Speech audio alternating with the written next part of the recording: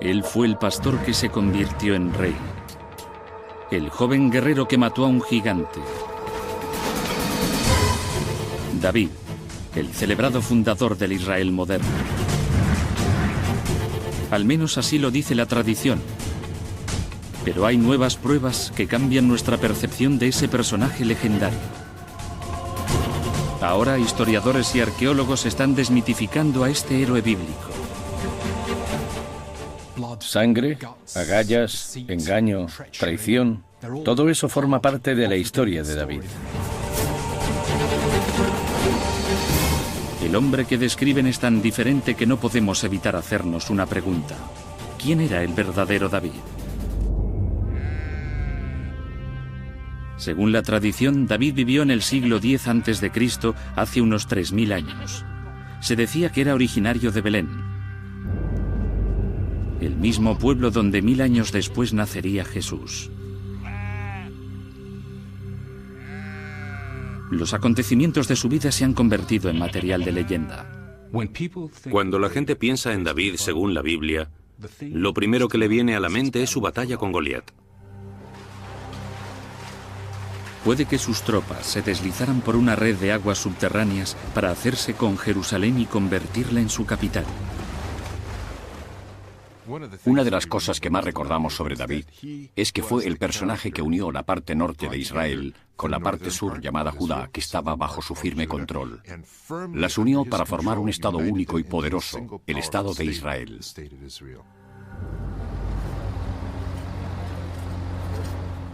Su historia es famosa, pero los arqueólogos han encontrado pocas pruebas concretas de la existencia de David. Si no fuese por la Biblia, muy poca gente conocería su nombre.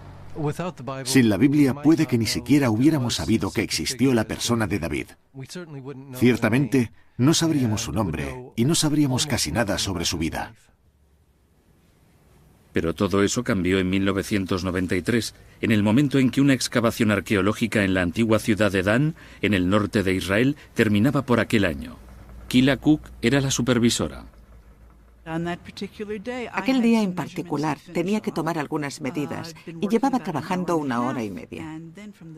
Entonces, desde el pie de la colina, retumbó una voz que dijo: «Kila, es hora de irse».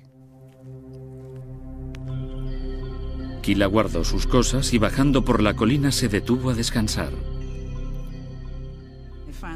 Finalmente llegué a un muro muy bajo. Tiré lo que llevaba en la mano izquierda e hice así mientras lo dejaba.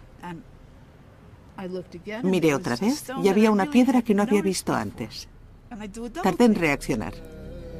Al inspeccionarla más atentamente, Kila descubrió algo increíble. Pensé que era una kuf, una de las letras del alfabeto hebreo y arameo, una de las pocas que puedo identificar fácilmente. Sabía que era una inscripción. No podía leerla, no sabía lo que ponía, pero las inscripciones de este tipo son muy poco comunes.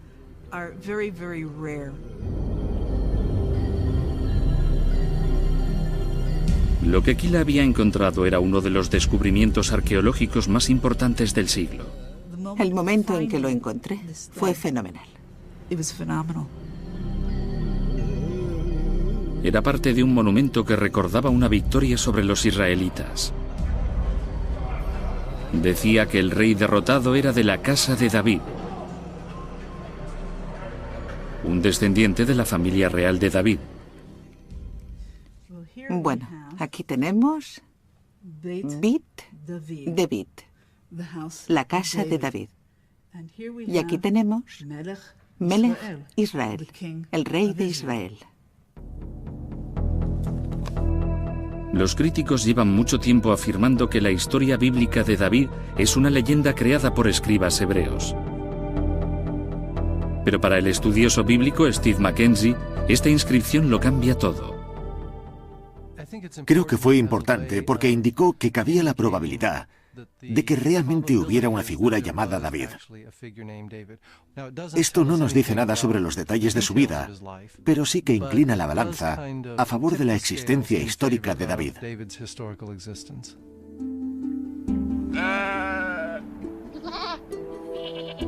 Pero si existía un rey como David, ¿qué tipo de hombre era?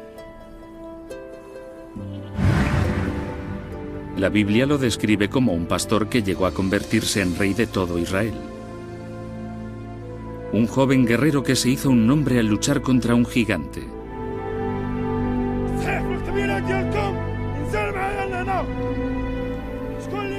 Es una de las batallas más famosas de todos los tiempos. El joven pastor israelita contra Goliat, defensor de los enemigos de los israelitas, los filisteos. ¿Pero encaja bien la imagen bíblica con la realidad histórica?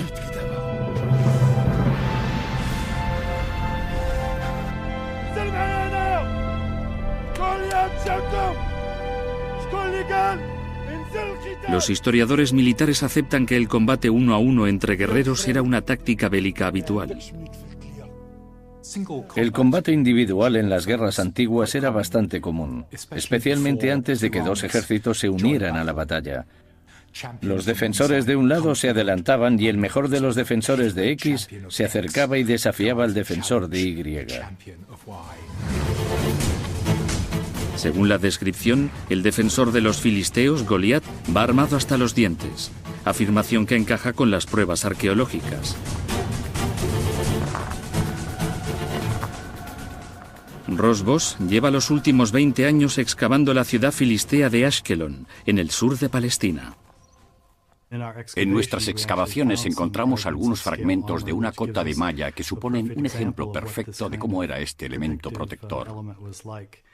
Y las escamas que tenemos aquí, por ejemplo, nos muestran que son piezas individuales de metal con pequeños agujeros que pueden coserse y superponerse, y entonces coserse a un chaleco o una chaqueta de cuero para ofrecer una protección adicional.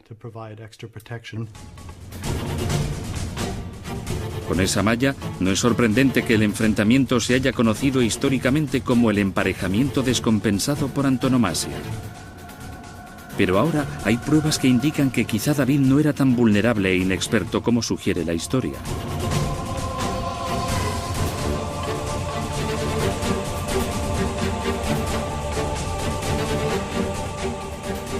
La Biblia dice que David se negaba a llevar armadura al campo de batalla.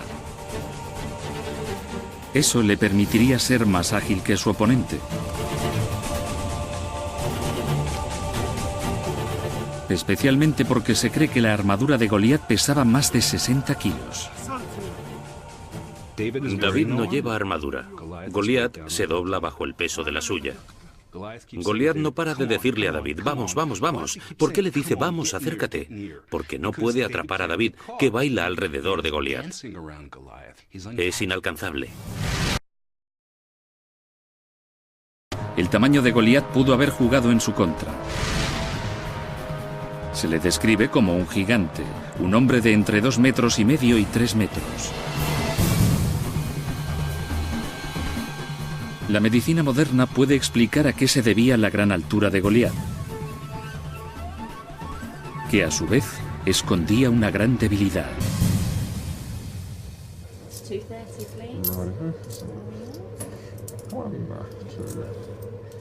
Chris Greener es uno de los hombres más altos de Europa. Mide más de 2,30 metros. Cuando dejé la escuela primaria a los 10 años era más alto que la mayoría de los profesores. Por supuesto era el alumno más alto, no hay ni que decirlo. Cuando dejé el colegio medía unos 2 metros y 7 años más tarde, cuando me nombraron el hombre más alto de Gran Bretaña, medía 2,25 metros, así que en 7 años crecí 25 centímetros. Los médicos tienen un nombre para la enfermedad de Chris, gigantismo acromegálico. Chris ha viajado hasta Oxford, en Inglaterra, para reunirse con uno de sus antiguos médicos. Hola, Chris. Hola, John, ¿cómo estás? Bien, ¿y tú? Bien. Me alegra mucho verte. Han pasado algunos años, ¿verdad? Sí, sí. Pasa. El causante del gigantismo es un tumor en la pituitaria que segrega demasiada hormona del crecimiento, la cual circula por la sangre y hace que los huesos crezcan hasta tener una longitud excesiva. El gigantismo es muy poco frecuente y en el Reino Unido no hay datos exactos, pero diría que se puede contar con los dedos de las manos las personas que son gigantes. Los expertos conocen esta enfermedad desde finales del siglo XIX, pero creen que se da desde hace mucho más tiempo. Creo que sucede desde tiempos inmemoriales, porque retrocedemos mucho cuando hablamos de Goliat. La altura de Goliat seguramente sería el resultado del gigantismo y de un tumor que segrega demasiada hormona del crecimiento. No hay nada más que cause tal tamaño.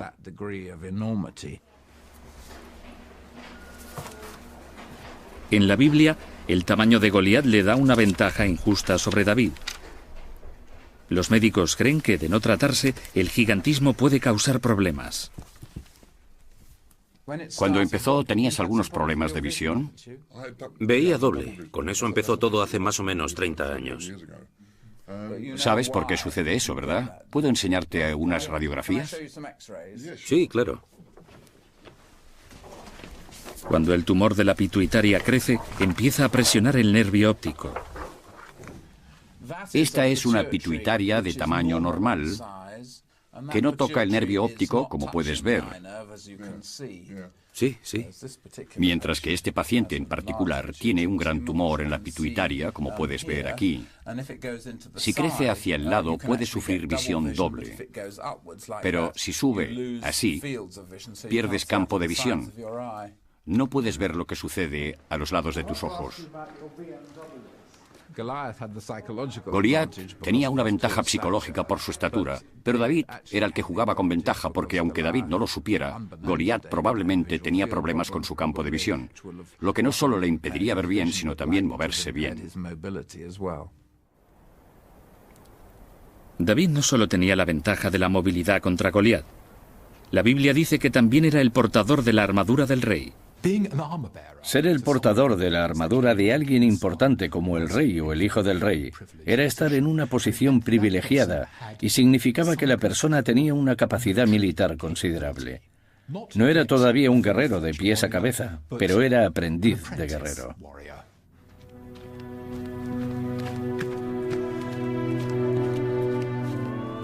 Nadie niega que David se enfrentara a Goliat con solo una honda como arma. Según eso, ¿no era rival para la espada y la lanza del gigante?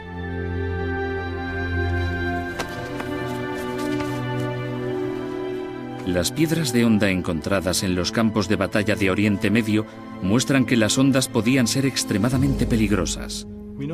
Sabemos por la Biblia que David cogió un guijarro normal del suelo del valle en el que se enfrentó a Goliat. Pero en nuestras excavaciones hemos descubierto numerosas piedras de sílex convertidas en esferas y usadas exclusivamente como cargas para las ondas. Esto es sílex y, como podéis ver, se ha pulido para conseguir una forma esférica.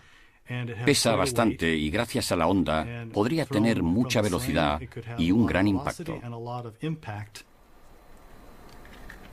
De hecho, la honda era una de las armas más letales de la antigüedad.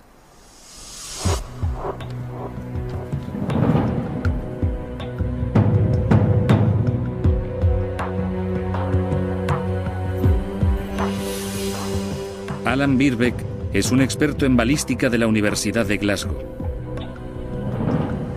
Ha actuado como testigo experto ante el tribunal sobre heridas infligidas por armas.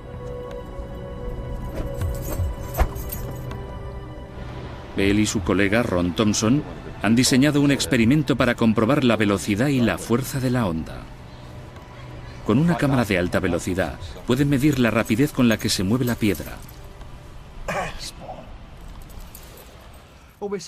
Bueno, lo preparamos usando esta pequeña cámara óptica de circuito cerrado conectada a un sistema de grabación digital que nos permite grabar a alta velocidad las imágenes entre los postes de 2 metros y calcular el daño que causaría el proyectil que llegara a su objetivo.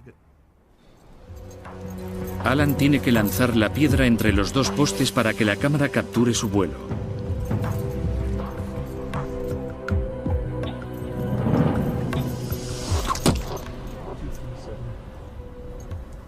Uno, 2, 3, 4, 5, 6, 7, 8. Los cálculos finales muestran lo mortales que pueden ser las ondas.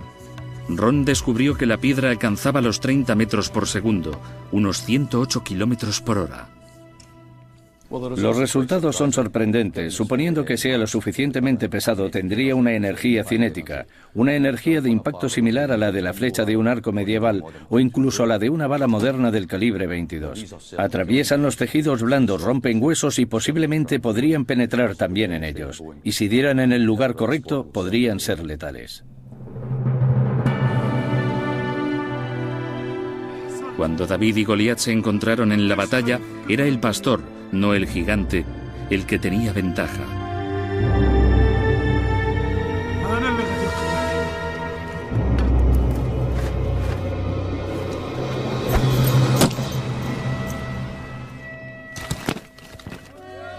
Con un solo golpe, David sale victorioso.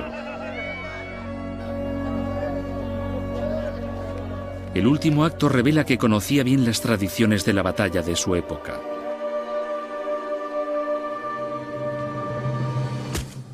David tomó la cabeza y las armas de Goliat como trofeos por la derrota del enemigo. Los trofeos se cogían para enseñarlos y aterrorizar al enemigo para mostrar el poder de los que habían matado al otro.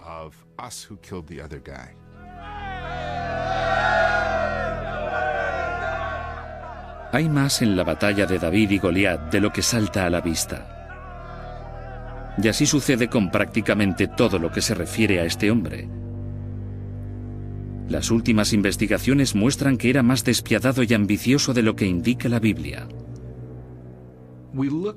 Normalmente vemos a David a través de la lente canonizadora de los milenios. Y así, David se convierte en una especie de santo. Pero el David histórico es un personaje dispuesto a correr riesgos. No llegó al poder sin pisar a un montón de gente por el camino. A fin de descubrir qué tipo de persona era en realidad, los estudiosos están interpretando las historias de manera revolucionaria. Han descubierto que la política moderna puede arrojar algo de luz sobre los acontecimientos bíblicos. La reputación de los políticos de hoy en día está dirigida por asesores que manipulan la información para convencernos de que aceptemos sus versiones de la verdad.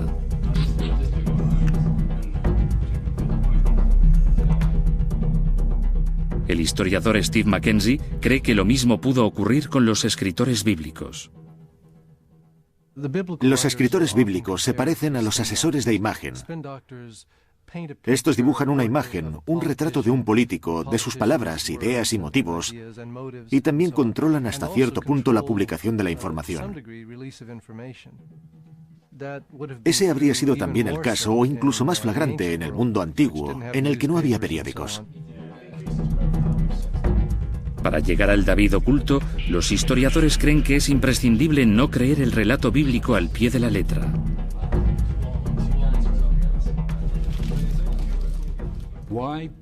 ¿Por qué examinar de cerca el relato bíblico? Porque el relato que leemos es una interpretación, una historia, basada en una serie de acontecimientos que ocurrieron en el siglo X a.C. Soy historiador, y el trabajo del historiador es deshacer el entuerto. Con este método, los historiadores examinan bien las afirmaciones bíblicas sobre David. Una de las más famosas es que era un gran experto en música. Tocaba la lira, un arpa pequeña.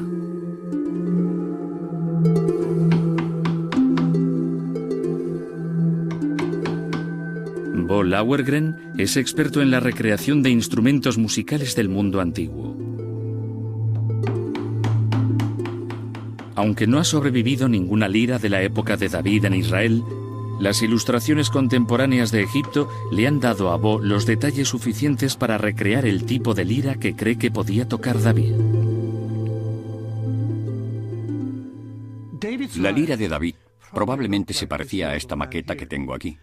Está totalmente hecha de madera, brazos de madera curvados, cuerpo de madera. El orificio del fondo es la abertura de resonancia. Tiene puente de madera y clavijas hechas de algún tipo de cuerda. Es difícil saber exactamente cómo habría sonado la lira de David. Depende de muchas cosas. Por ejemplo, la composición de las cuerdas. ¿Era tripa? ¿Era lino o qué era? El grosor de la cuerda y la tensión al girar la clavija aquí arriba.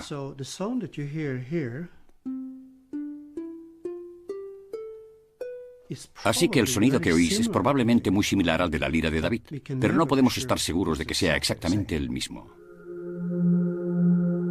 La forma de tocar la lira de David ha modelado su legendaria imagen de héroe enamorado de la música. Pero algunos historiadores leen entre líneas el relato bíblico. Creen que la lira de David arroja algo de luz sobre su verdadera ambición: la política. En el año 1000 a.C., Israel no era un país unido. La Biblia dice que estaba dividido entre Judá, al sur, y una zona conocida como Israel, al norte. David vivía en el sur. Pero no se unieron para luchar contra su enemigo común, los filisteos.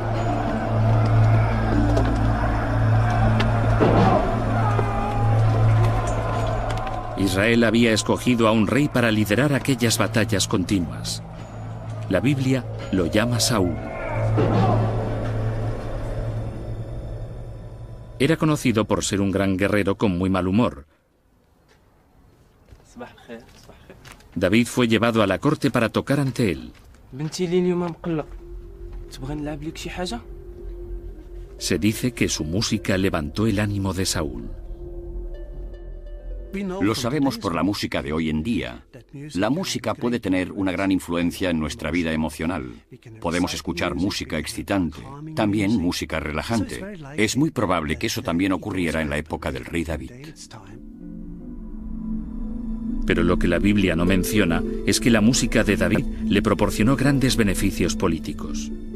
En la historia bíblica, las habilidades musicales de David lo llevan hasta la corte, y sus habilidades musicales son específicamente medicinales. Exorcizan los demonios de Saúl, curan a Saúl de lo que sea que lo tiene poseído. Esto le da cierto poder a David en la corte porque es indispensable para el rey.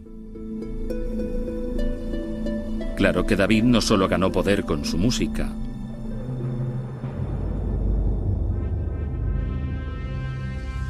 El pastorcillo se estaba convirtiendo en un hombre. La batalla contra Goliat lo convirtió en un héroe. La gente incluso empezó a decir que David era mejor que el rey Saúl.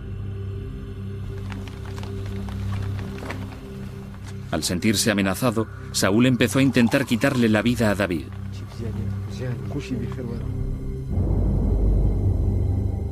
Así que, según la Biblia, David huyó al sur de Israel, conocido entonces como Judá. En este punto, la Biblia describe a David como una víctima de la obsesión de Saúl.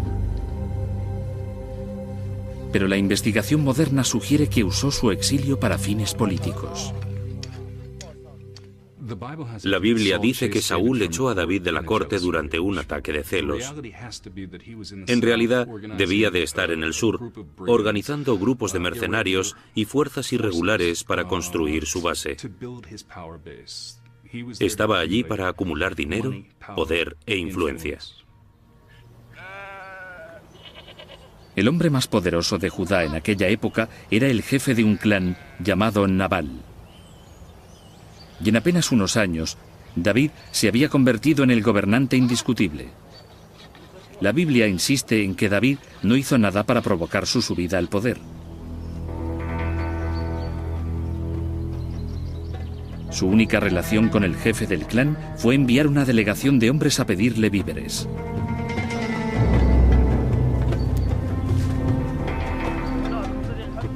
Parece que Nabal se negó. Cuando los hombres volvieron con las manos vacías, un David enfurecido amenazó con matar a Nabal. Pero antes de que pudiera actuar, la Biblia dice que Nabal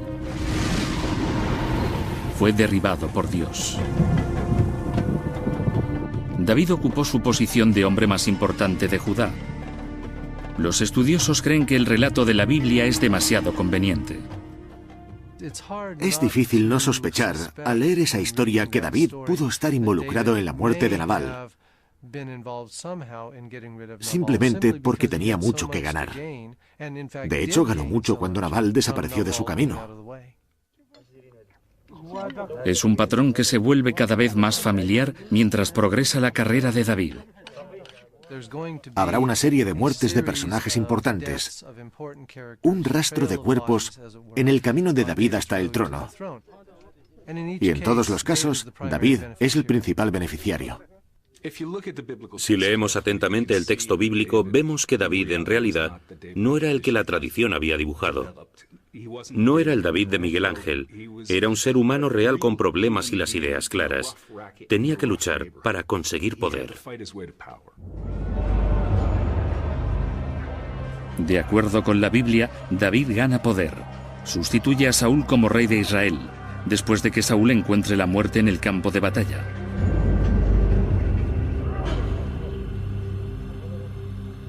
La historia dice que David nunca desafió activamente el poder del rey, pero sus acciones sugieren otra cosa.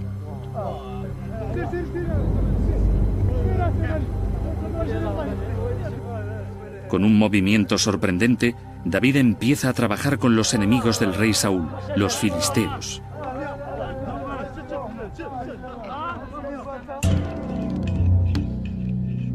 La Biblia es inflexible en su relato y dice que David siguió fiel al rey. Pero unirse a los filisteos podía considerarse un acto de traición.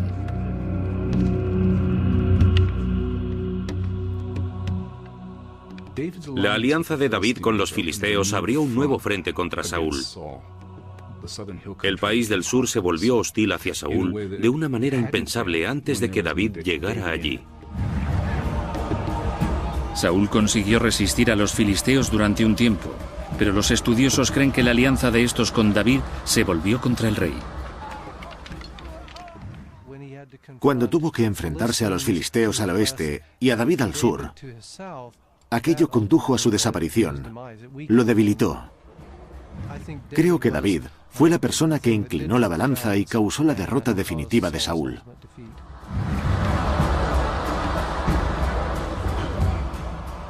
Tal y como convenía a David, Saúl murió en el campo de batalla y David lo sucedió en el trono.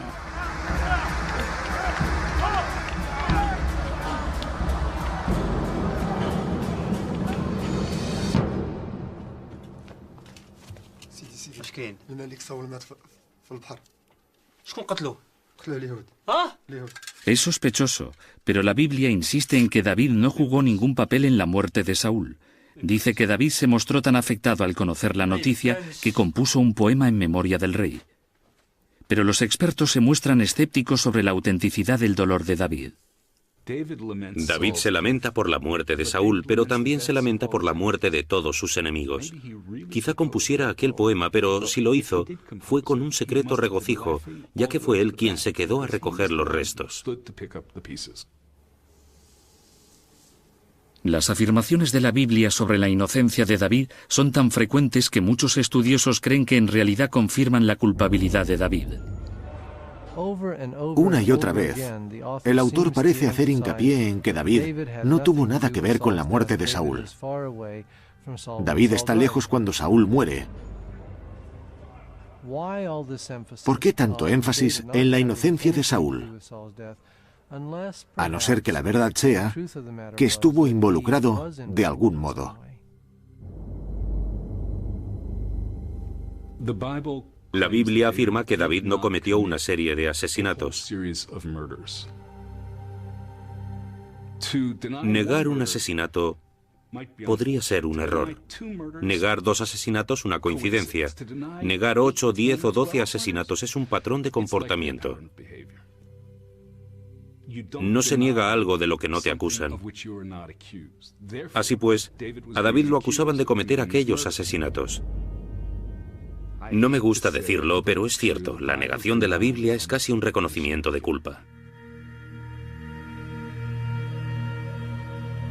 Nunca sabremos el papel exacto que desempeñó David en la muerte de Saúl, pero lo que está claro es que David lo sucedió como gobernante de Israel.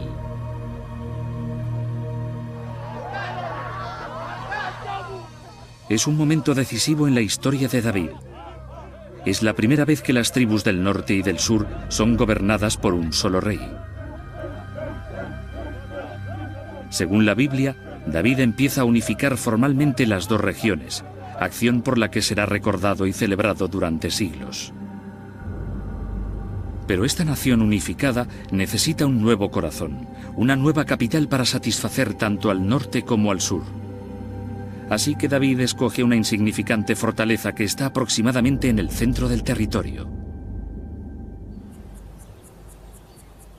Llama a esta nueva base Ciudad de David.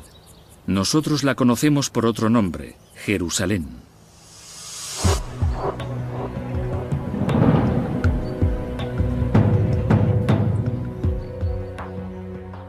David podría haber escogido cualquiera de los pueblos cercanos a Jerusalén para gobernar desde allí, pero Jerusalén tenía las mejores ventajas defensivas. Era una zona en la que podía unir dos poblaciones, así que era una posición estratégica a la que aferrarse y desde la que trabajar.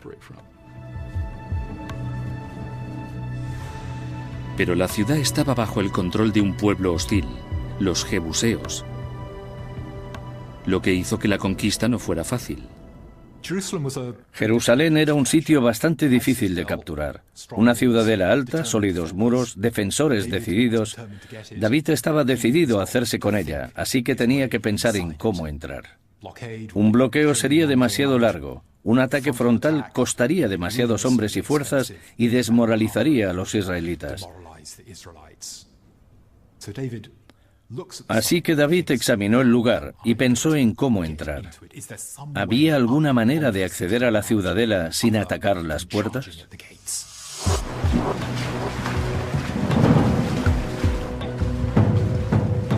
Se dice que David conquistó la ciudad con un ataque sorpresa a través del sistema de suministro de agua de la ciudad.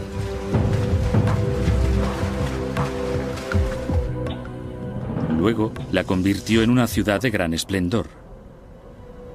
Pero hay un problema en la versión tradicional de los acontecimientos. Hasta el siglo XIX no se había descubierto ninguna prueba de la existencia de ningún sistema de aguas. El primer indicio interesante se descubrió en 1867, cuando se encontró un profundo pozo de agua bajo Jerusalén. Hoy en día, los guías llevan a los turistas a este lugar. Un explorador británico, el capitán Charles Warren, llegó a esta zona. Empezó a explorar la fuente de Gihon, que está bajo mis pies, a 13 metros. En el fondo de este pozo está la fuente de Gihon. Warren, el capitán Charles Warren y su ayudante Birtles entraron en la fuente. Anduvieron de rodillas y entraron en esta zona de alrededor. Y Warren se dijo: «Atención, he descubierto el túnel usado por el rey David para conquistar la ciudad». Un descubrimiento emocionante, pero con un problema. Nadie podía fechar el túnel.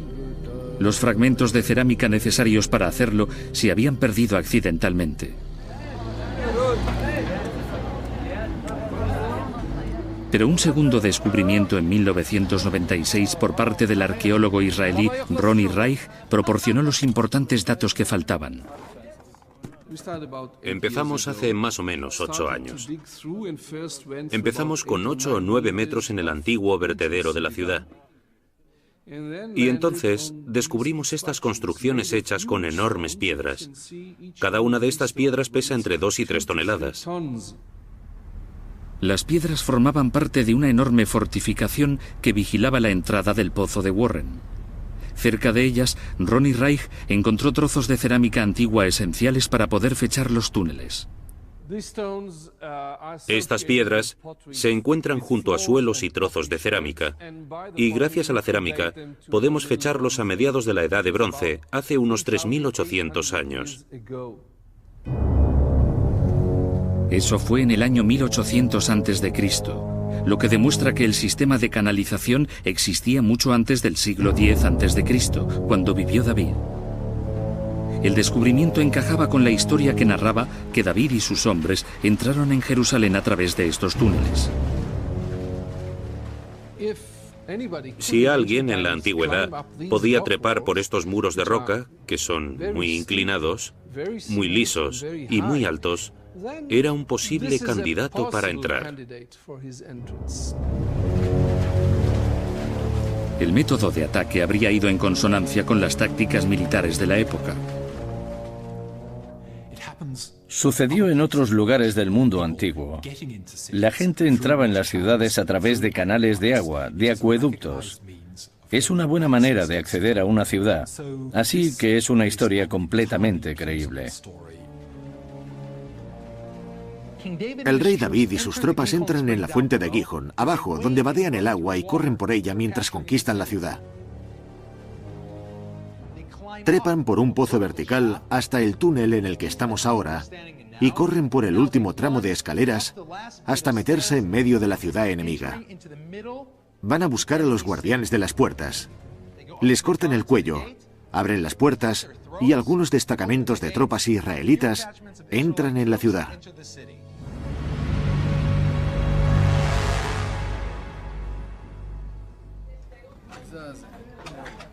David pudo conquistar Jerusalén, como dice la tradición, pero la afirmación de que construyó un palacio es mucho más difícil de demostrar.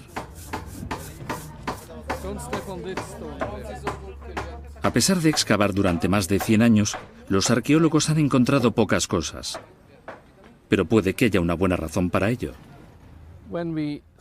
Cuando pensamos en un palacio, lo que tenemos en mente es algo como el Palacio de Buckingham en Londres. Aquí nunca se construyó nada de ese tipo. Desde luego, al menos no en relación con el rey David. Me imagino que si construyó su palacio aquí, no era más grande que una casa individual. En lugar de vivir lujosamente en un gran palacio, David pudo haber preferido una morada más humilde, típica de un pueblo o aldea pobre. Ronnie Reich cree que los escritores de la Biblia le atribuyeron más al reino de David de lo que realmente consiguió. Cuando escribes un texto, no hay límite para tu imaginación. Puedes describir lo que quieras. Así que hay una contradicción entre el texto y lo que realmente se creó.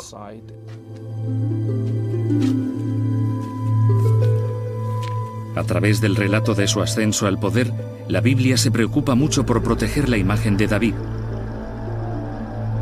Pero en cuanto llega a Jerusalén y se convierte en el rey de un Israel unificado, el tono cambia.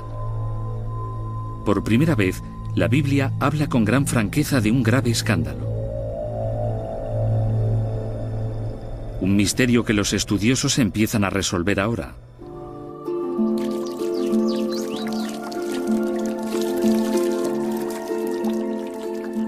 Una de las fuentes bíblicas de la historia de David relata un descarado abuso de poder en el que se ve involucrada una mujer llamada Betsabé. David está en la cumbre de su poder. Una noche está en los muros del palacio. Mira hacia afuera y allí, debajo de él, hay una hermosa mujer, Betsabé, tomando su baño de la tarde.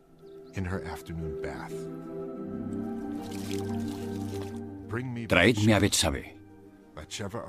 Betsabé llega al palacio y antes de darse cuenta es seducida y se queda embarazada. Por desgracia, Betsabé estaba casada. Y en la época de David, el adulterio era un crimen con graves consecuencias. No solo David está en una situación incierta a causa de su adulterio con Betsabé. Betsabé también lo está. Si ha cometido adulterio y puede demostrarse, estará en un aprieto porque podrían lapidarla. La Biblia también es sincera con la manera en la que David trata al marido de Betsabé. El narrador hace que David haga venir al marido de Betsabé de la guerra en un intento de hacerle cohabitar con su esposa para poder decir que el niño que nacerá es realmente hijo de Betsabé y Urías, su marido. Pero no funciona.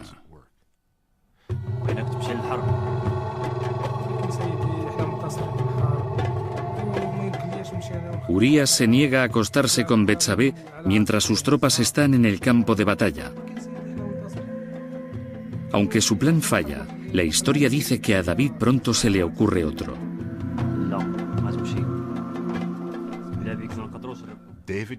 David envía a Urías de vuelta con sus tropas con una carta para los oficiales, en la que pide que pongan a Urías en la primera línea de batalla para estar seguro de que morirá en la batalla, cosa que ocurre.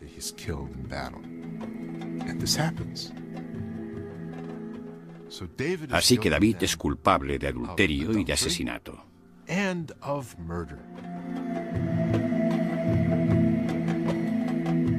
Tras haberse esforzado tanto para construir el personaje de David, es sorprendente que los escritores de la Biblia revelaran entonces sus defectos.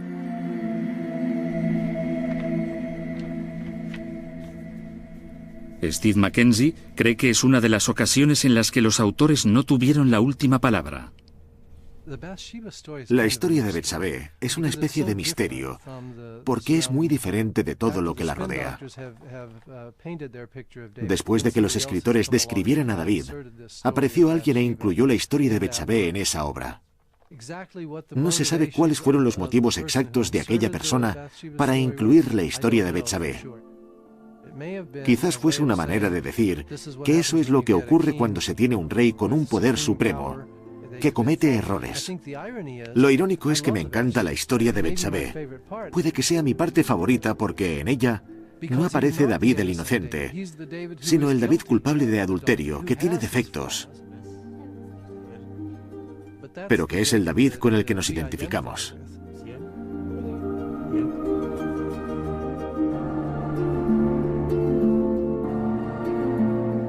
Quizá los escritores de la Biblia creyeran que la reputación de David podía suponer un pequeño escándalo. Después de todo, había conseguido algo que parecía una hazaña imposible, la unificación de Israel. Lo irónico es que los estudiosos actuales no están muy seguros de que David unificara realmente el país.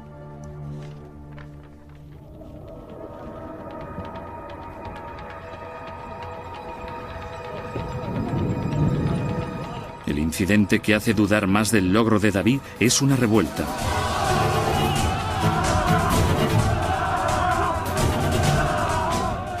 Encabezada por el mismísimo hijo del rey, Absalón.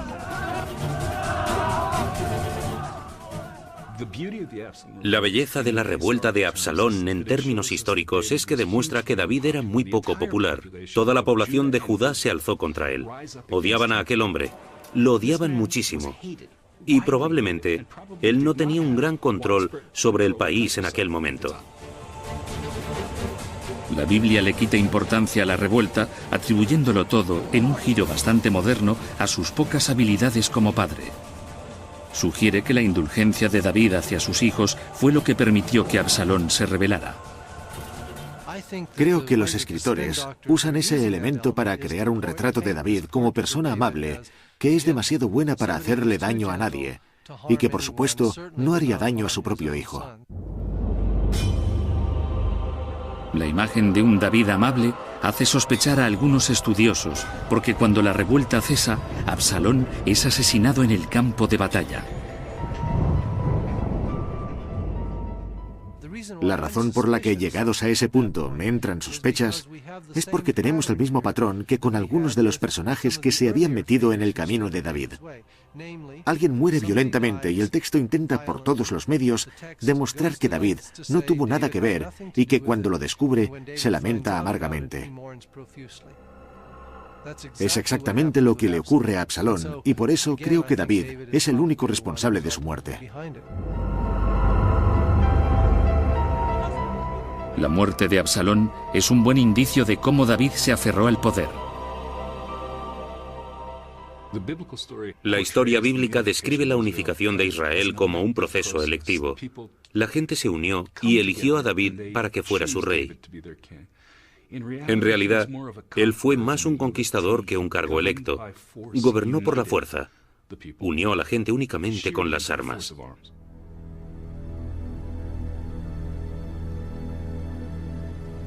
Así que el reino unificado de David no fue una época dorada, al fin y al cabo.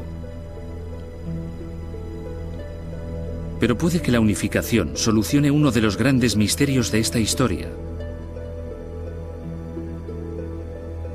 ¿Qué condujo a los escritores bíblicos a dibujar una imagen tan brillante de David y su reino? La historia de Israel es muy larga y cambiante. Así que en el momento en que el cronista escribió aquello, Israel ya no era una nación unida. Los poderes extranjeros la habían dividido. Y el cronista escribe para intentar unir a la gente que afirma ser israelita, unirla bajo una nación. Ahí es donde David se convierte en una especie de modelo. Eso es lo que queremos ser. Lo que fuimos una vez. Un pueblo unido bajo un solo gobernante, sirviendo a nuestro Dios. David murió tras 40 años como rey, dejando a su hijo Salomón como heredero del trono. Mientras el David bíblico es un héroe que unificó Israel, el David histórico resulta ser una figura muy diferente. El David de la tradición es un santo. El David de la historia era mucho más humano. Gobernó aterrorizando a su pueblo porque estaba cerca de ser un rey occidental. Y ningún rey occidental aguantaba mucho en el trono si no empleaba la fuerza. Es una imagen de David que encaja mejor con la realidad del mundo antiguo. Y no está muy lejos de nuestra propia época. En gran medida vemos, gracias al David histórico, que los humanos no han cambiado a lo largo de milenios. Todavía intentamos resolver los mismos problemas y aún luchamos por los mismos asuntos, y uno de ellos es la gente que se hace con el poder, se aferra a él y está dispuesta a llegar muy lejos.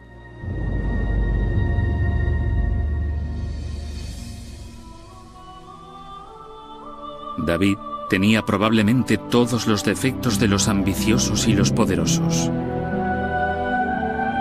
Quizá esos defectos resten mérito a su imagen de héroe bíblico. Pero sin ellos, quizá nunca habría conseguido un lugar en la historia.